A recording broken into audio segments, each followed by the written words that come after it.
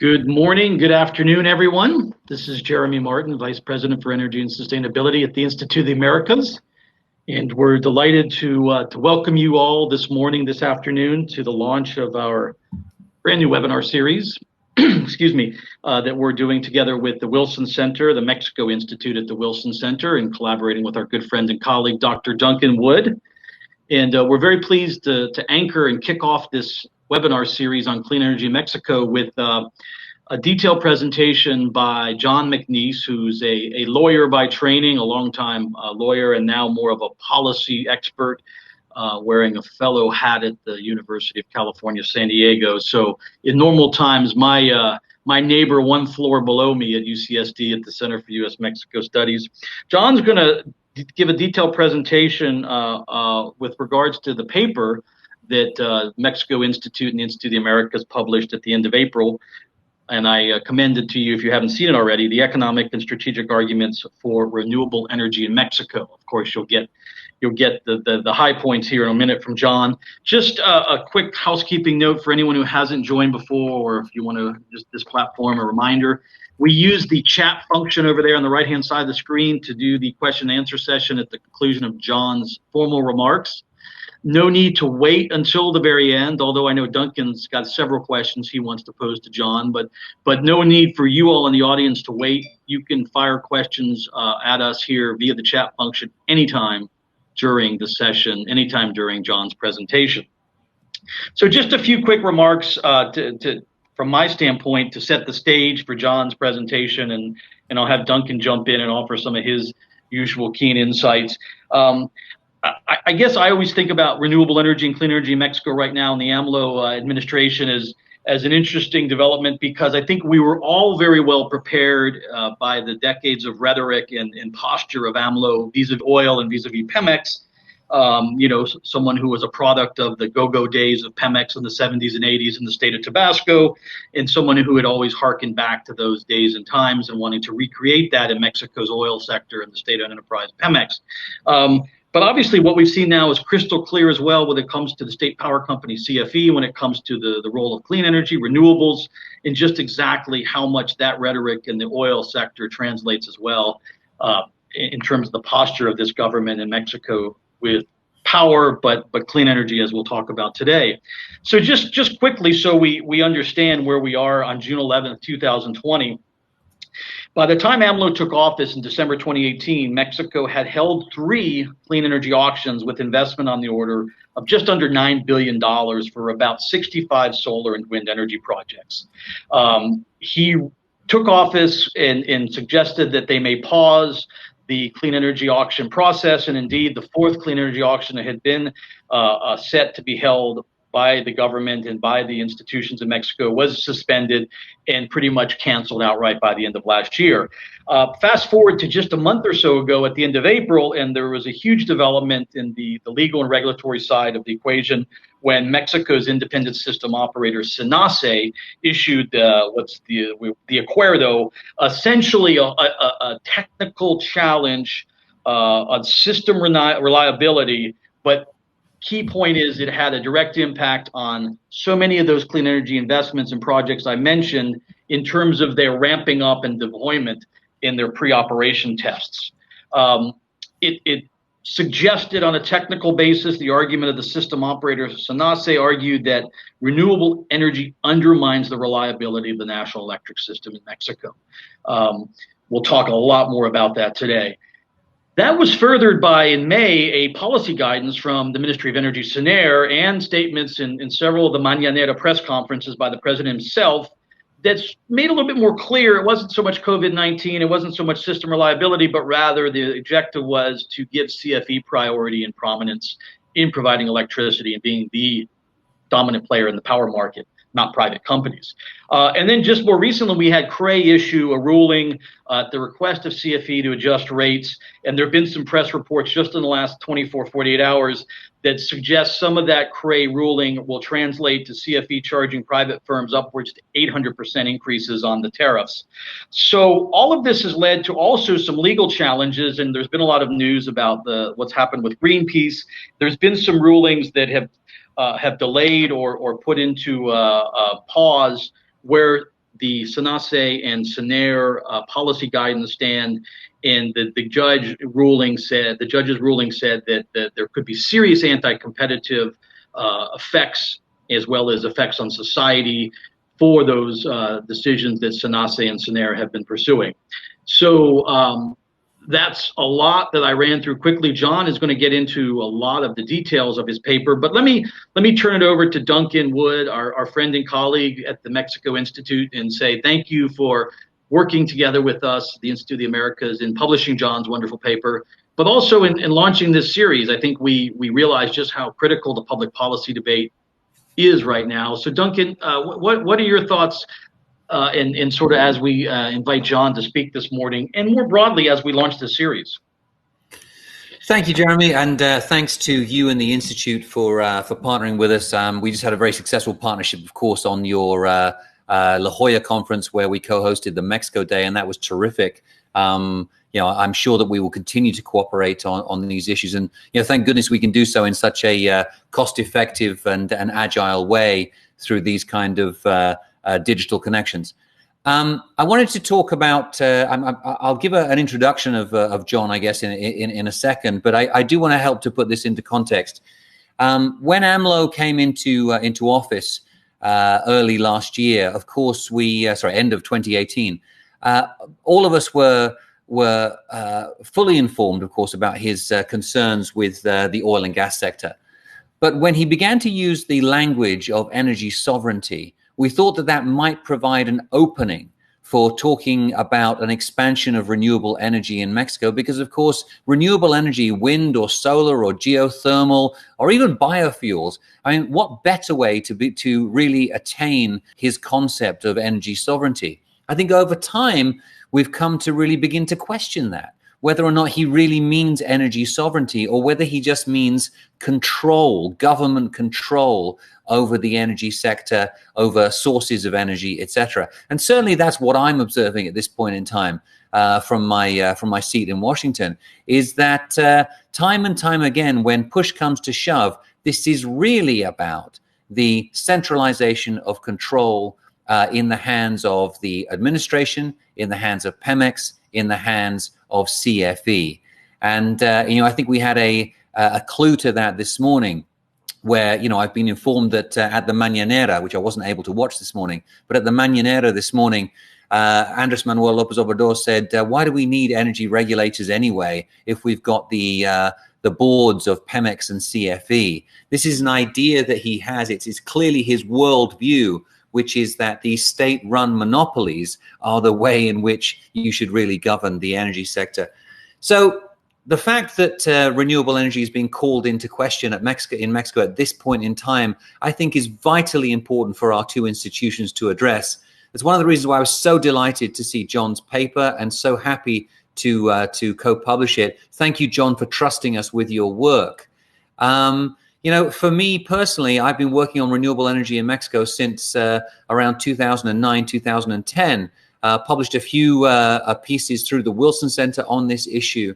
And I'm a firm believer that it is a good thing for Mexico to develop its renewable energy resources, not just in terms of the energy produced, not just in terms of climate change considerations, but really in terms of economic development, prosperity for the Mexican people.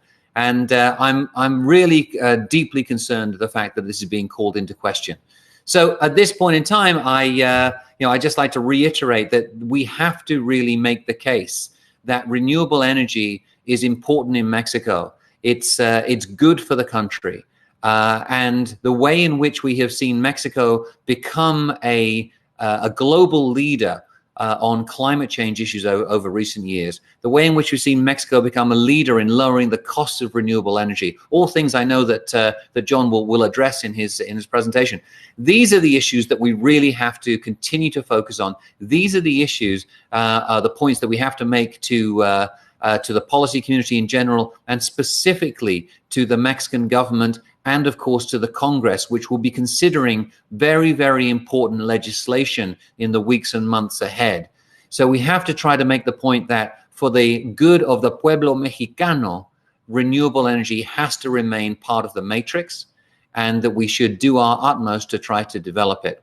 So having said that, Jeremy, would you like me to give John a more formal introduction, or would you like to do that? Please go ahead. Please go ahead, Duncan. Thank you, Jeremy. So John is Senior Fellow for Energy and Trade at the Center for U.S.-Mexico Studies at UCSD. At the center, he focuses on U.S.-Mexico energy issues, particularly pertaining to natural gas and renewable energy.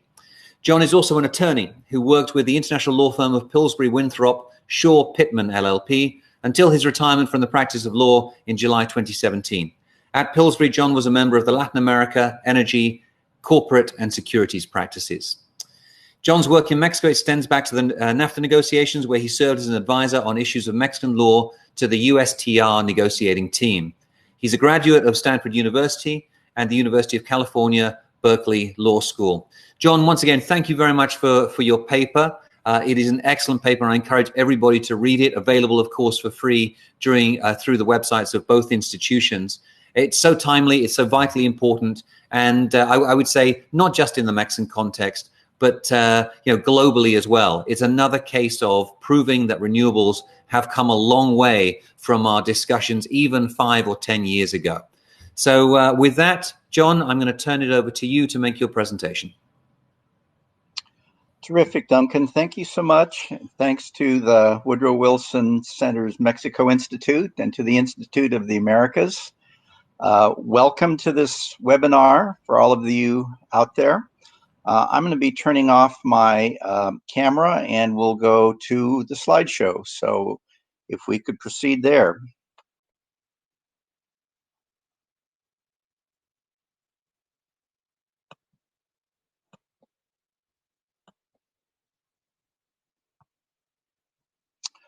Okay, so my paper and this webinar are entitled The Economic and Strategic Arguments for Renewable Energy in Mexico. We all know that the impact on the environment and climate change is very important. But in this paper, I really do want to focus on those issues that Duncan highlighted, direct benefits to Mexico, and that's why I'm highlighting these economic and strategic arguments. So the 4 main arguments that I'm discussing, number 1, renewable energy from solar and wind, and that's what I'm highlighting, supplemented by energy storage, and that's going to be key as I get into the issue later on. It's low cost and reliable. Low-cost renewable energy plus storage can be a foundation for economic development, including job creation. As Duncan mentioned, there's broad benefits to the Mexican people if there is a decision on the part of the AMLO administration to proceed down the path that the prior administration had been following to foster renewable energy. Third argument, renewable energy plus storage can partially replace natural gas for generation of electricity, reducing Mexico's dependence on imported natural gas. And this goes to the topic of energy sovereignty. Slightly different approach than AMLO has taken, which is really an oil and gas focus, but energy sovereignty all the same, minimizing dependence on the US. And then finally, reduced imports of natural gas will help reduce Mexico's hydrocarbon balance of trade. So I'm going to proceed down these 4 arguments one by one. So cost, reliability, and grid integration. The winning bids in the final clean energy auction averaged $20.57 per megawatt hour. And that included both electricity and cells, the clean energy certificates. So it included both the electricity and the green attributes.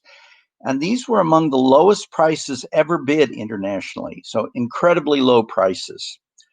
The key reasons underlying the low bids, number 1, the long-term decline in the costs of renewable energy technologies. And I'm going to refer here to some data from the International Renewable Energy Agency, which is a public body, 161 members worldwide, and Mexico is a member. So Mexico has direct access to this data that I'm going to be providing. And then equally importantly, Mexico has extraordinary wind and solar resources, which means electricity from these sources can be very cheap. I'm just going to move through this very quickly. The technology costs dealing with PV solar. The chart that you see is the levelized cost of energy and the auction PPA prices worldwide. The blue line is levelized cost of energy, and the brown line is the auction and PPA prices 2010 to 2021. So that we're dealing with this from a Mexican point of view, I just wanted to highlight global data, not just the US, but global data, which is where the IRENA numbers come in.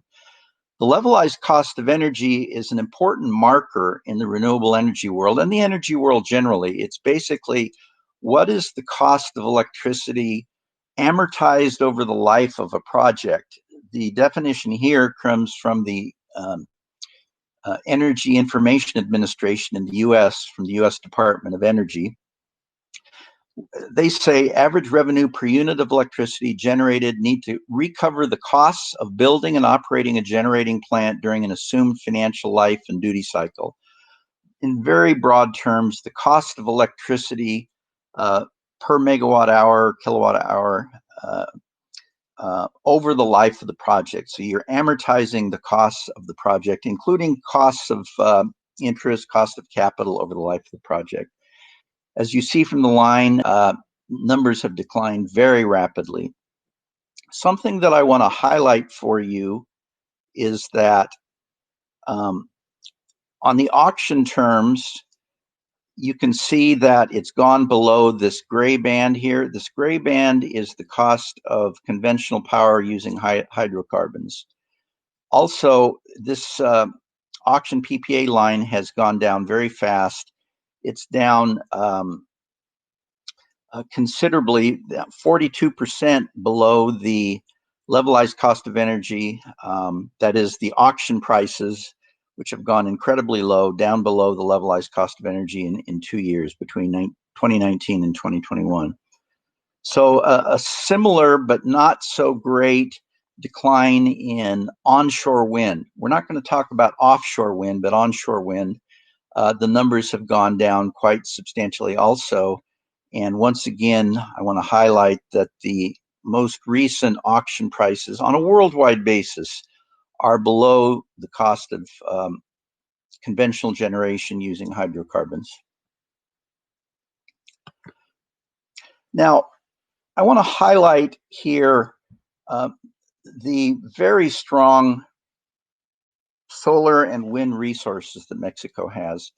This particular chart is something called potential photovoltaic power potential. And I'm comparing on the left Mexico and on the right Germany.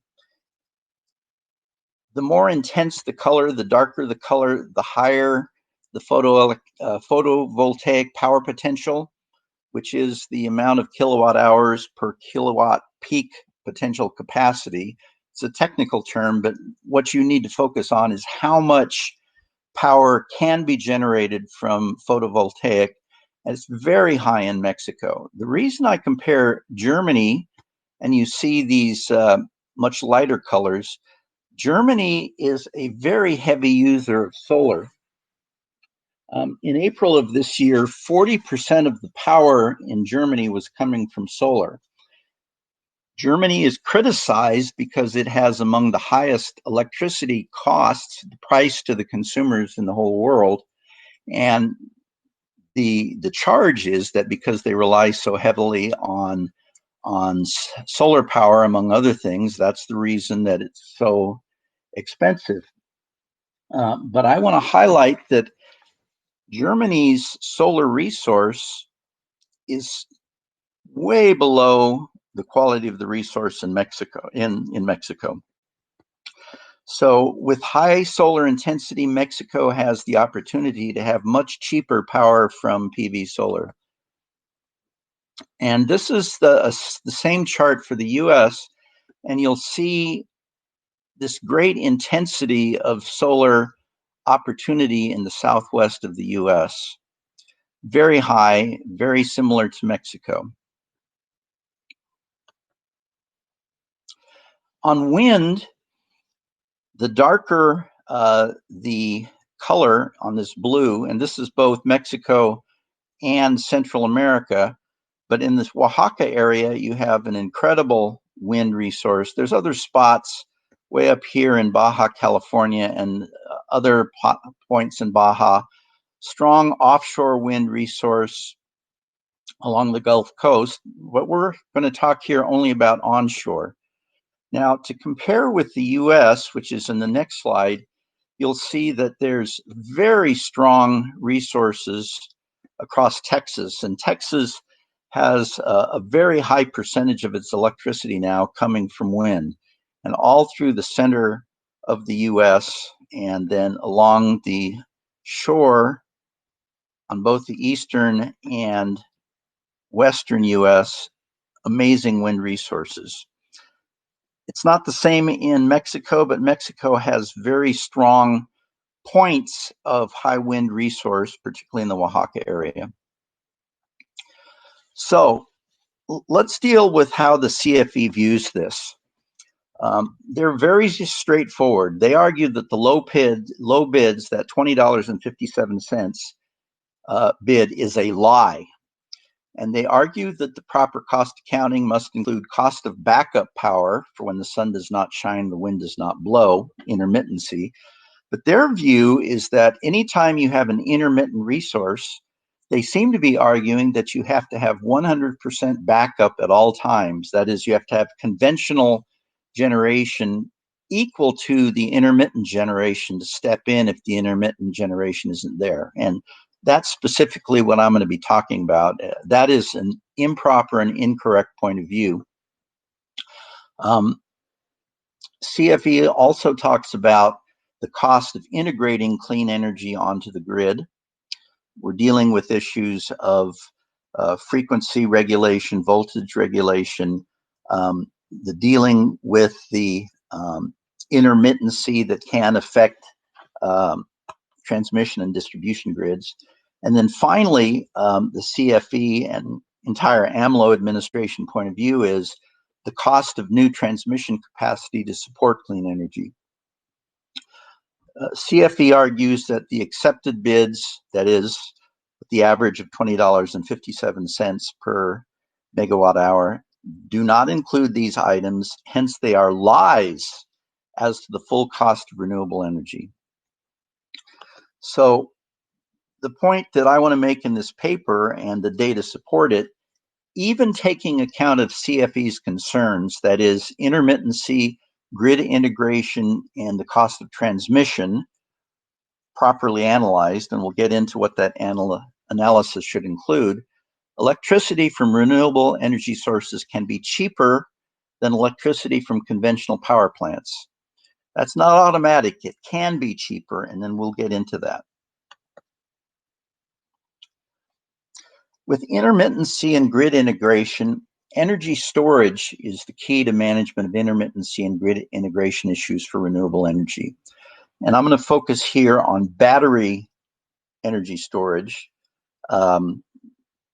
primarily lithium-ion batteries, although other technologies may be lower cost for long-term storage, and that would include pumped hydro and flow batteries.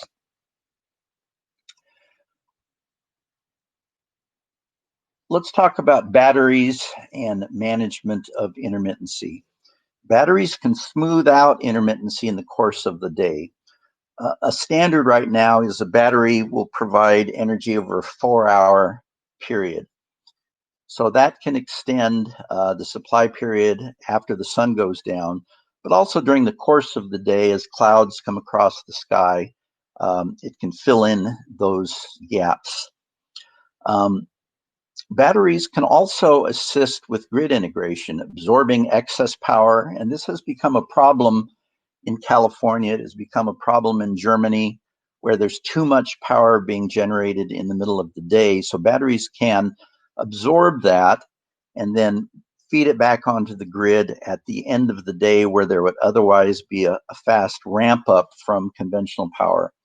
It can also help with frequency regulation and voltage regulation. In the US, it is becoming increasingly common to have hybrid projects. That's renewable energy plus energy storage. At this point in the US, the percentage of total projects that are both renewables plus energy storage is low, but it's moving up very, very fast. So let's talk about pricing.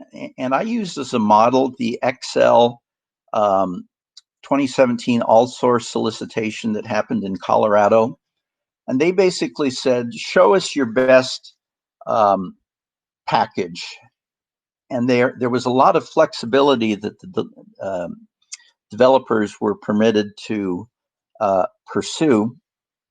And so the bids came in amazingly low. And I highlight here 11 bids for wind plus storage, a median price of $21 per megawatt hour, 87 bids for solar plus storage with a median price of $36 per megawatt hour, and 7 bids for wind plus solar plus storage, median price of $30.60. Now, I want to highlight something. Median price was the midpoint of the price, half above and half below. So half of the prices were lower on these bids than what you see on the screen.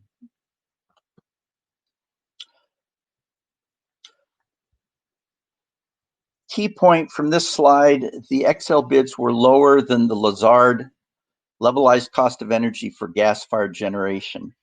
Lazard is a major investment bank that comes up with an annual levelized cost of energy analysis for various technologies, and it's predicated on assumptions.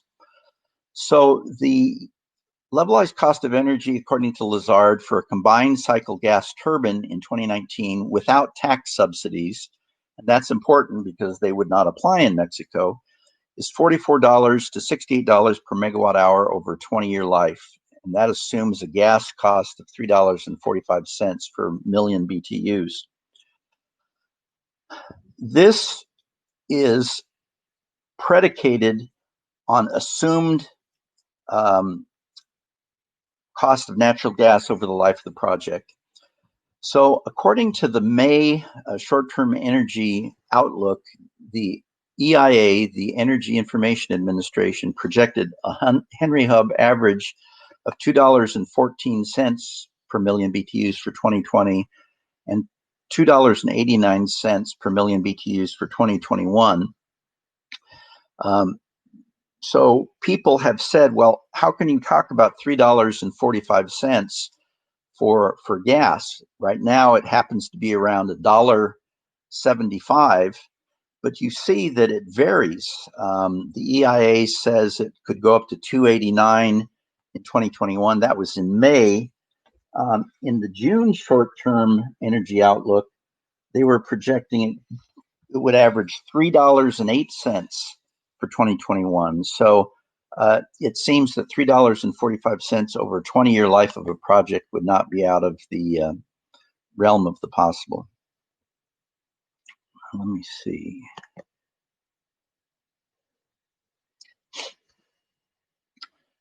So intermittency cannot fully resolve all issues of batteries cannot fully resolve all issues of intermittency, several day loss of power or seasonal variations. But these issues can be managed without 100% backup. One of the key tools is increasing the area for sourcing resources.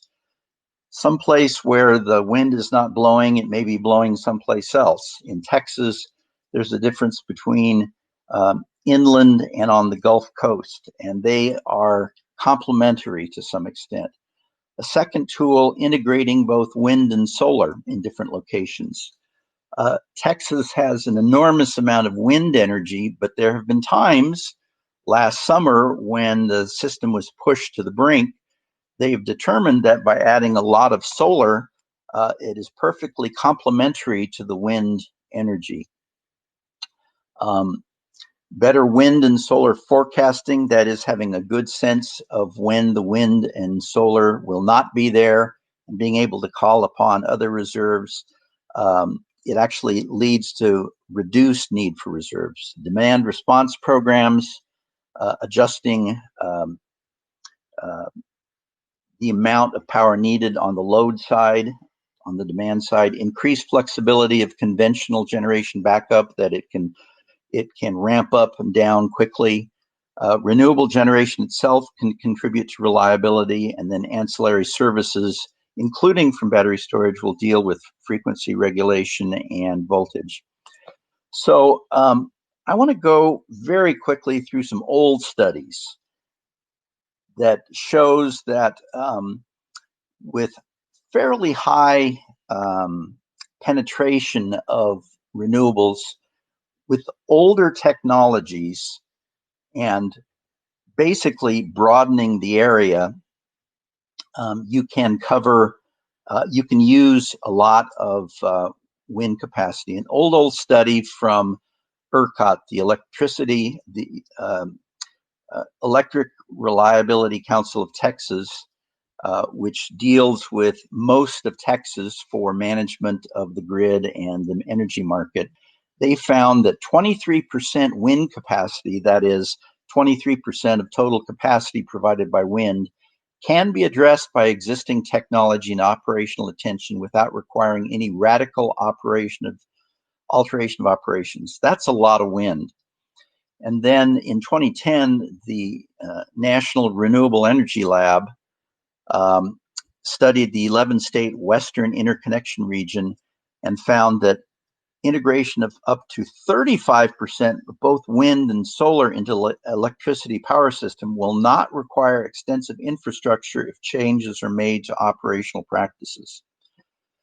And that's not even dealing with the current technology that we have for energy storage. This really just deals with the large area. And then similar studies in 2011, the Southwest Power Pool, which dealt with a 9-state area in the central U.S. No significant technical barriers or reliability impacts to integrating wind energy up to 20% with transmission upgrades. That is, to integrate the overall area. Similar, a 2011 Independent System Operator of New England study, 24% of regional electricity requirements in 2020 through wind with transmission upgrades. And then 2014 PJM, another regional transmission organization, that argued that they could get up to 30% with expansion of the transmission and minimal additional backup.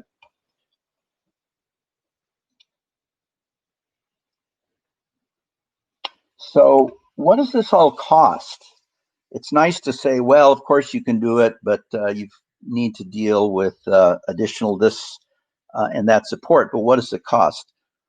Well, a 2015 survey that went through prior grid integration studies said, and wind was the major renewable energy back then, evidence that integration of large amounts of wind energy, up to 30% of total generation, is technically and economically feasible, with integration costs generally less than 10% of the cost per megawatt hour of wind, and often significantly less.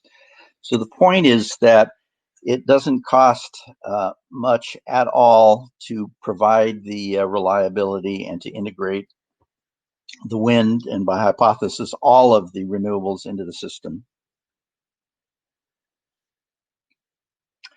Now let's talk about transmission. And this is one of the hits that the AMLO administration has made on renewables. Yes, you need transmission, but of course, the renewable generators ought to pay for that, and that makes them off the charts expensive. And so transmission is the Achilles heel of renewables, and they can't pay for it, therefore we shouldn't use it. Yes, transmission is fundamental, but who pays? 2 points I want to make. Mexico needs to strengthen its entire national electric system, including the grid. In 2018, Mexico's electricity consumption per capita was 2.4 megawatt hours. Compare with Spain at 5.5 megawatt hours. Mexico does not have a sufficient electric capacity to meet the needs of a modern developed country. It is less than half of what Spain has in terms of electric consumption. Compare Chile, 4.1 megawatt hour on a per capita basis, or Argentina at 3 megawatt hours. Mexico needs to strengthen its entire national electric system, including the grid. Beyond that, analyses of transmission projects over the last 10, 15 years carried out by ERCOT and the Southwest Power Pool and another ISO showed benefits to users, particularly in terms of reduced prices, of 2.6 to 3.9 times the costs of building those systems. The argument would be, and something that I believe, you should charge the cost of building out, enhancing the overall transmission system should be charged to all users and not just to the developers. So how should Mexico deal with this? There is no one-size-fits-all approach to management of renewable energy issues. Mexico needs to carry out its own studies, grid integration studies and transmission planning studies. The objective is to determine the system support needed and related costs for increased development of clean energy plus storage in Mexico, as well as the related benefits in terms of reduced electricity cost. What I would argue, going beyond the studies, is to then go to market testing. So come up with the studies, find some promising scenarios for renewable energy and storage, and then test those scenarios through a bid process that identifies goals and leaves the approach for reaching these goals to the bidders. And that would be for a given area, for example. And this is what Excel did in Colorado in 2017. And then evaluate the bids not only on the specific financial terms offered, but also in terms of the all-in costs, including integration costs and any necessary transmission network upgrade costs. By the way, that's not overall transmission system costs, but the upgrades for attaching a given project to a robust transmission system. Okay, so I wanted to highlight costs, grid integration, and reliability. So I've spent most of my time on that, but I do want to talk my three final arguments in the last part of my presentation. That is economic development and then reliance on US imported gas and the hydrocarbon balance of trade.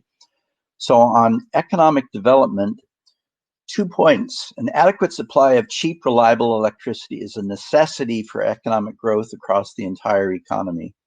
As I pointed out before, Mexico's per capita electricity consumption is quite low compared to other OECD developed countries, and I highlighted Spain, and also to advanced Latin American countries like Argentina and Chile. Renewable energy can meet that need. And then renewable energy projects can also provide direct and economic benefits. I won't go into the technical analysis, but by coming up with scenarios, figuring out the investment that would be needed and a construction timetable, you can generate, or you can use that data with input-output models and come up with, for each year of a project, total industrial output, national value added, total labor income, and jobs created on a very technical basis. And this is done on a series of computations and formulas for how an economy works. And by the way, one of the major commercial providers of these input-output models has good data on Mexico because it is an OECD country. Even without technical analysis, we have a general sense of what renewable energy could do for Mexico. Going back to IRENA, the International Renewable Energy Agency, renewable energy now employs at least 11 million people worldwide. Strong opportunities in installation of servicing of renewable energy, and to a lesser extent in assembly and manufacturing.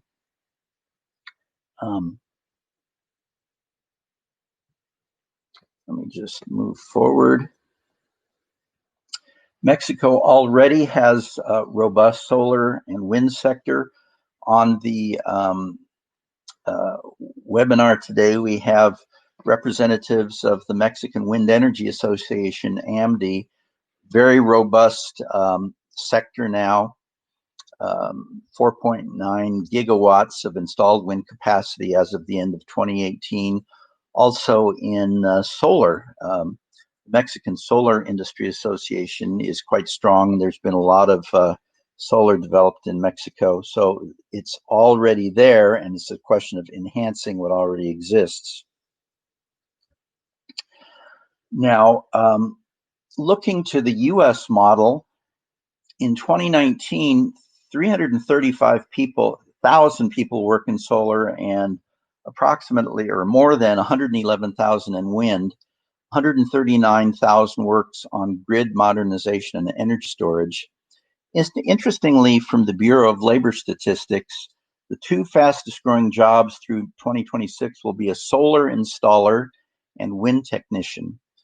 Mexico should also see growth in these areas, but also in assembly and manufacturing and in the build out of the grid.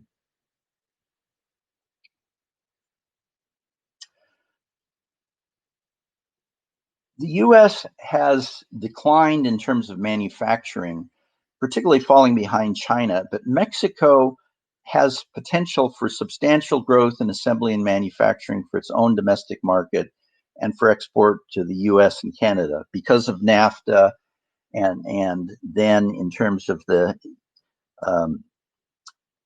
US, Mexico, Canada trade agreement that's coming in place. That is not an easy thing. You can't just snap your fingers and have manufacturing in place. There's a lot of analysis that goes into supply chain development. I simply pose a question here. Should Mexico consider trying to attract existing low-cost manufacturers, e.g. from China, to establish facilities in Mexico? I'm going to move quickly here. Mexico could generate electricity through renewable energy in lieu of natural gas. Right now, Mexico imports 90% of the gas consumed in Mexico if you put aside Pemex self-consumption.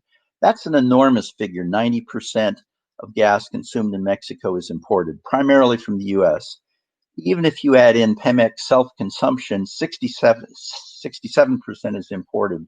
Substantially all of this comes from the US. Another key point, of all the countries in the world that are highly dependent on imported natural gas, only Mexico, unique in the world, relies on a single country for substantially all of its imports. So moving towards renewable energy in lieu of natural gas would carry out the principle of energy sovereignty for Mexico, which is a core objective for AMLO. So how much could Mexico save in the way of natural gas by moving towards renewable energy? Analyzing Mexico's own figures, 69% of imported natural gas is used for power generation. So to the extent that clean energy replaces natural gas as a source of electricity, each additional billion cubic feet per day of natural gas that would otherwise be imported could be reduced by 69%. An alternative is for Mexico to produce more. That's a topic for another webinar, but it looks like, from all indications, that Mexico will not be able to increase its production. Mexico's hydrocarbon balance of trade. If you look at these figures, Mexico in 2018 paid $7 billion to import natural gas. In 2019, it paid $6.3 billion to import natural gas. Now, clearly, the balance of trade is most affected by imports. Let's see.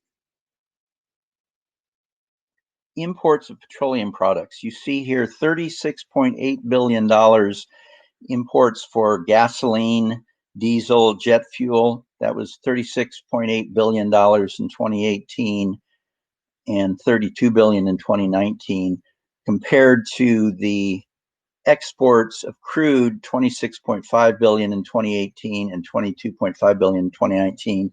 These are Mexico's own figures. These come from INEGI, the Statistical Institute for Mexico.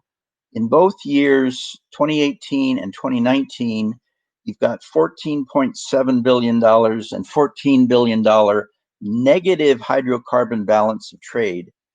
As I say, a big cause of this is the cost of gasoline, diesel, and jet fuel imports.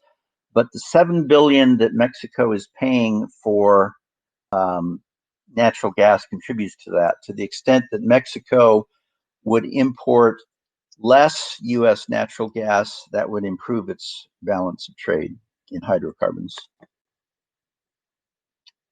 I want to highlight this second point here. With the balance of trade in dollars, Mexico is subject to currency risk. We saw what happened with first part of the year. The peso declined radically in value. That hurts Mexico a lot when it has to pay in dollars.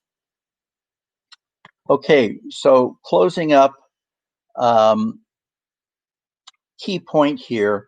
With reduction of foreign expenditures for natural gas, those expenditures could potentially be redirected to domestic purposes. That is, domestic employment and construction of wind and solar projects, battery installations and transmission, and purchase of Mexican products, equipment, and other inputs. And the multiplier effect of these domestic expenditures could be significant.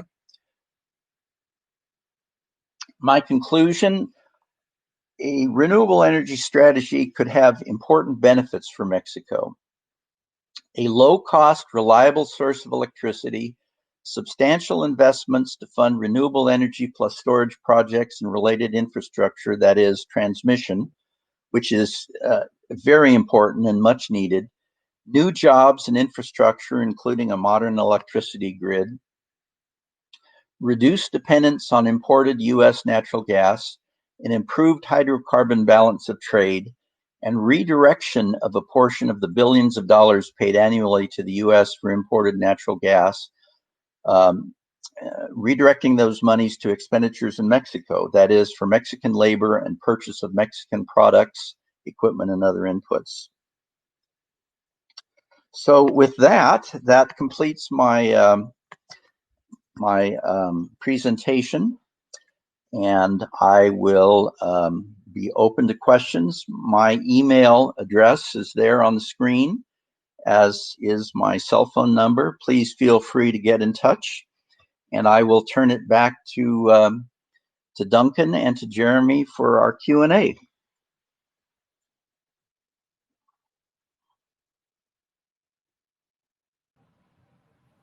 Thank you, John.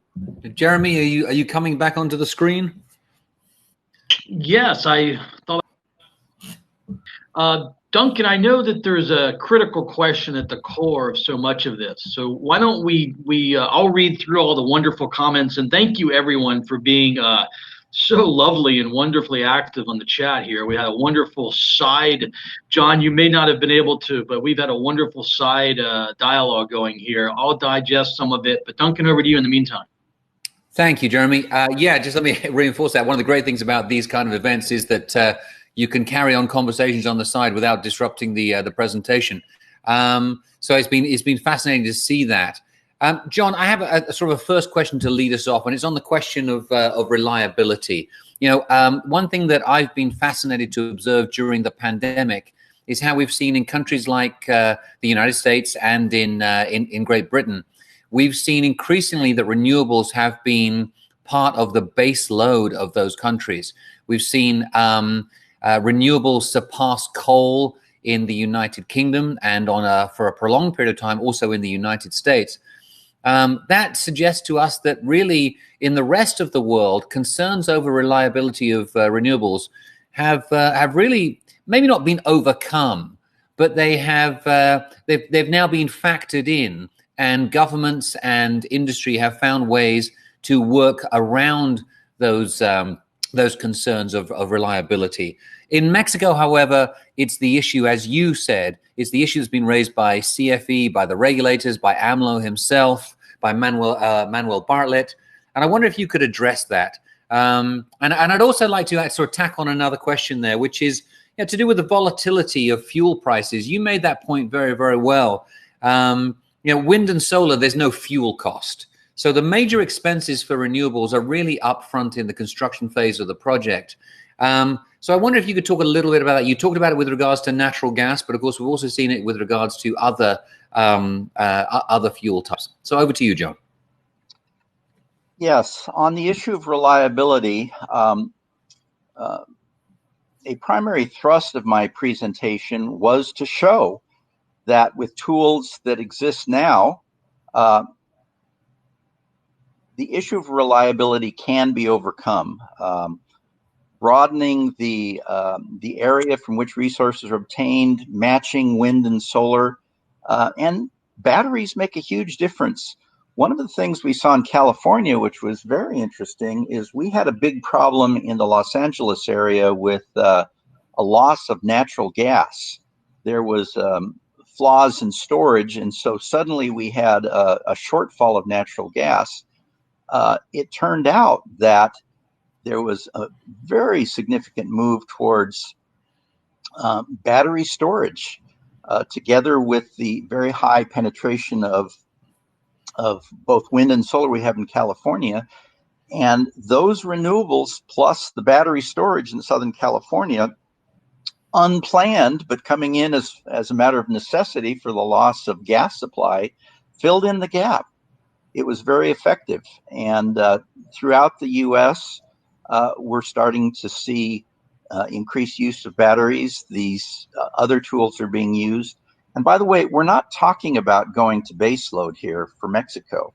We're talking about 20, 25, 30, 35% penetration. It's very clear from the history in the U.S. and throughout the world that those numbers are readily attainable.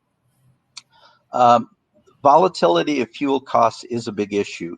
And I didn't really highlight this in the presentation, but when you put a hydrocarbon power plant in place, you're taking a big risk. Who knows what the cost of power is going to be in the future?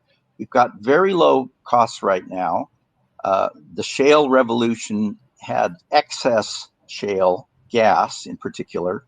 From the Permian Basin, there was gas that they couldn't even use, but they could not flare it, so they were selling it at incredibly low prices, sometimes negative. But that could change. There's an enormous spate of bankruptcies in the shale producers. We're seeing a decline production.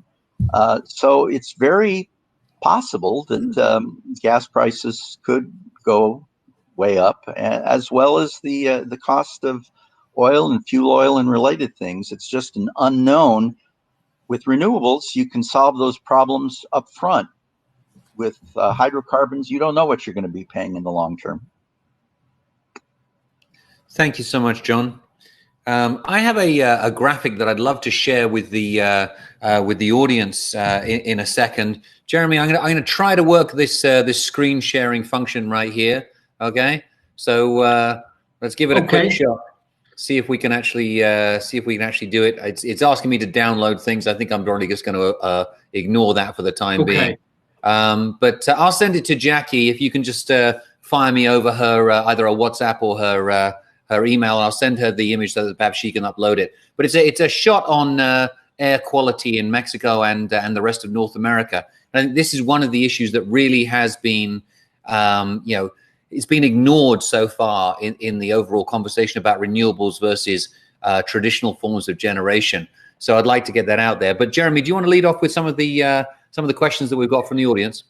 Yeah, no, and I think if we try and get the air quality slide loaded, it's a perfect complement. There's been some questions here about the this intersection of fuel oil and what the government in Mexico is hoping to do, and the whole rationale and behind the scenes reasoning for why there is a push to incorporate more fuel oil at the expense perhaps of renewables.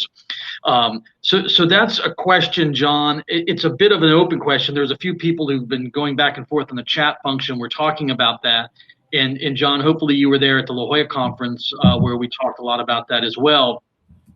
So I think that also leads me to roll up into a question of what's been going on lately. So if you could just take a minute or two and comment on sort of this development of, let's say, the last 3 or 4 months, vis-a-vis the role of fuel oil coming from Pemex into the power market and to push the government to be able to incorporate and deploy more of that, the role of the SENACE decision, the role of CFE's push and SENER, and now most recently CRE. What's your take, as a retired lawyer, on where all of these lead us and where we may be heading? Yeah, I see this as very unfortunate, and there's clearly an issue here. Mexico is extremely reluctant to reduce production, even upon petition from the OPEC Plus collection of countries. They did not want to reduce oil production. And yet Mexico has a problem. It has a lot of heavy sour oil. It's got a lot of oil with high sulfur, which is now not particularly saleable on world markets. So one of the things Mexico appears to be doing is they want to refine that high sulfur oil into fuel oil, which in the nature of things becomes high sulfur fuel oil. They need to find a place to put that. And so there's a push for CFE to move away from renewables to this god-awful high sulfur fuel oil, which is very polluting. In world markets, it's much more expensive even than natural gas. Particularly in a time of pandemic, it exactly creates respiratory illness and fosters vulnerability to the COVID-19. So it really does seem to be with these moves that SENACE SENER wants to give CFE priority in dispatch, so they have first access to the grid. And AMLO admitted this in one of his morning talks, that CFE should have first access to the grid for sales, so they can. He didn't say it, but the rationale is so they can burn more of this fuel oil. It's very unfortunate from a number of perspectives.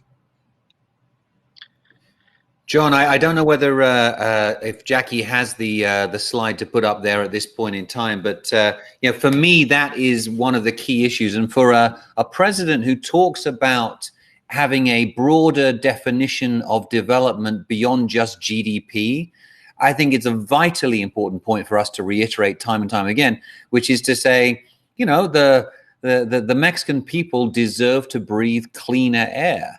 And when you look at the contamination from the Tula refinery into the Valley of Mexico, when you look at the high levels of particle emissions from other refineries in Mexico, then you begin to get a clear understanding. And a lot of people say, well, if you have refineries close to cities, then you're going to have bad air quality. But in fact, look at Houston. Here we go with this. Thank you so much, Jackie. That's wonderful.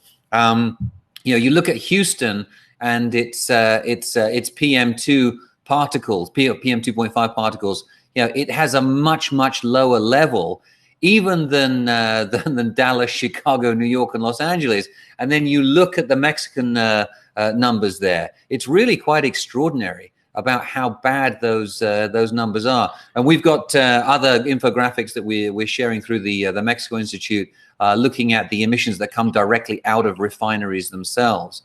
So this is an issue which I think it would be very much worth our while exploring in future conversations, Jeremy. No, absolutely. I think what's wonderful of kicking this series off with such an important, let's call it economic argument in support for just exactly how non-technical, the argument of reliability that this government is using allows us to also get into the intersection of energy and public health and air quality, which we will focus on.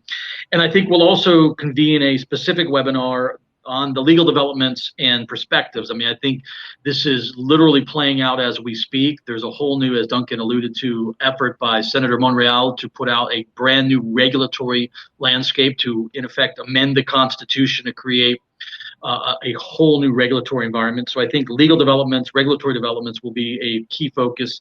But I also want to make folks aware of, we have indeed confirmed AMDE and ALSOMEX, the industry association John mentioned earlier, to join us on July 1st as part of this webinar series. And we'll get a direct update from those two industry associations vis-a-vis industry perspectives. We're running out of time, but let me throw this to you, roll up a few comments and questions we've been getting here, John. The role of infrastructure. I mean, part of this argument is that CFE has borne the cost of infrastructure development, that CFE has had to absorb the transmission development, to wield the renewable power that was won at auction. Can you talk a little bit about infrastructure specifically, and then maybe as part of that, the role of batteries, the role of smart grids, the role of technology? Because I think you said something really clear. With the tools available, the issue of reliability can be overcome. So what about this infrastructure argument and who pays for it? It's not uncommon around the world. Mexico's not unique in this argument. It is an important argument, but when you say CFE pays for it, the way transmission works around the world is that there is a cost of transmission, but it gets passed through to the users. In the US, we have a lot of what are called merchant transmission companies. And what they do is they build transmission infrastructure. An element of your final bill as a consumer is cost of transmission, and that's who needs to pay for it. Now, you have to be very careful when you develop your transmission corridors. You have to be very careful on what this all costs. You have to be very careful that it would be fully used. But my argument is that's a fundamental resource for the nation. The nation needs electricity. The nation needs that infrastructure in place to carry that electricity, and ultimately it is charged through to the users. So the question is, how does it get paid in the first instance? Well, here's an interesting point. Mexico started to move in a direction pursuant to the energy reform where outside investors would put up the money. The infrastructure would still be owned, transmission and distribution grids would still be owned by the Mexican state, and the developers would simply have a contract right to payment. They'd put up the money, and then they would charge for transmission services to CFE, which in turn then should be charging them through to users. Now, in terms of overall technology questions, I didn't get deeply into that, but clearly there is lots of opportunity for demand response. There's fairly complicated technology elements in that. The demand side is managed as well as the supply side. There is technology that's available on managing grids, making sure that it's reliable. So I didn't get deeply into that, but there's a very high technology component in most recent developments. Batteries have been increasing in effectiveness and cost, and that's high technology. So very difficult to get into the very broad issues, but those are some high points. I think the beauty of this is, John, we've kicked off a series here, and we had obviously several ideas that we were working on. And Duncan and I have been comparing notes. Obviously, we've referred to a few of the potential topics that we hope to host in the future. I would say now we've got enough material for about 10 more webinars in the coming weeks and months. So thank you, Duncan, for working with us and the Mexico Institute and all your colleagues. Thanks, Jackie, for being so quick there and getting that loaded. That was fantastic. No doubt we'll come back to many of those issues in clean air and air quality and public policy with regards to the intersection of this issue with healthcare and let's face it, during a pandemic that's a respiratory effect. So it's 11:04 in California, which means it's 2:04 in DC. Hopefully Duncan's already had lunch. If not, we'll let him go have some lunch now. John, thank you again, as Duncan said, for honoring us with the opportunity to publish your paper and share what is a rigorous analysis that I think really offers an interesting response to what's going on in Mexico today as part of the public policy debate. So thank you so much, Jeremy. Thank you, Duncan. Thanks, Jeremy and John. Let me just say one last thing. If we can, obviously this is something we want to keep our focus on this issue. And I would ask for all of our audience to help us in spreading the word about these webinars. We'd like to get as many people involved as we possibly can. And please help us to share information on social media, etc. I think it's vitally important that the Mexican government knows that people care about this issue. Thanks very much. Thanks, everyone. Have a wonderful rest of your day, and we'll see you here again soon.